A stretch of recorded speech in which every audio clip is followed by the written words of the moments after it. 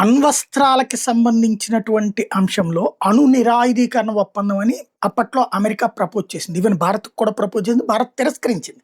దానివల్ల చాలా రోజుల పాటు ఆంక్షలు పెట్టింది.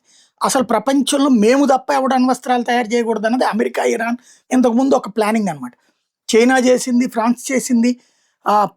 మనం చేసిన తర్వాత పాకిస్తాన్, మనం ఐదో వాళ్ళం. మన తర్వాత పాకిస్తాన్ చేసింది ఆరోది. అణు నిరాయుధీకరణ ఒప్పందం మీదన సంతకం పెట్టమని అడిగితే మనం పెట్టమని చెప్పాం. మేము ఫస్ట్ బేస్డ్ యూసేజ్ అయితే చెయ్యము అనేది చెప్తున్నాం. మీ ఒప్పందం మీద మేము సంతకం పెట్టమని చెప్పాం. అణు ఒప్పందంలో క్లియర్ ఏంటి? అణు అస్త్రాలు కొత్తగా తయారు చేయకూడదు, ఉన్నవన్నీ డిస్మాండిల్ చేయాలి. వాళ్ళు మాత్రం చేసేవారు. వాళ్ళు ఒక్కొక్కటి చేసామని చెప్తారు. మన ఈ లెక్కలు చూస్తారనమాట.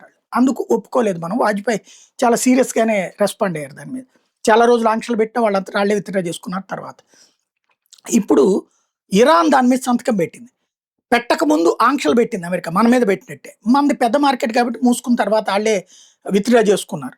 అదే ఇరాన్ వచ్చేటప్పటికి ఆంక్షల్ని ఎత్తలేదు. ఇరాన్ ఓ పక్కన అన్ని రాయుధీకరణ ఒప్పందం మీద సంతకం పెట్టినా కూడా ఆంక్షలు ఎత్తకుండా ఇన్నాళ్ళ నుంచి ఏడిపించుకుంటున్నారు వాళ్ళని. రకరకాల ఇబ్బంది పెడుతున్నారు. ఇప్పుడు నిన్న ఇరాన్ పార్లమెంట్ మీటింగ్ అయ్యి అణు నిరాయుధీకరణ ఒప్పందం నుంచి బయటకు వస్తున్నట్టు ప్రకటించింది. ఇంతకుముందు నోటితో చెప్పాడు కోమైని, ఇప్పుడు ఓపెన్గా ప్రకటించేసింది. పార్లమెంటే విత్డ్రా చేసేసుకుంది.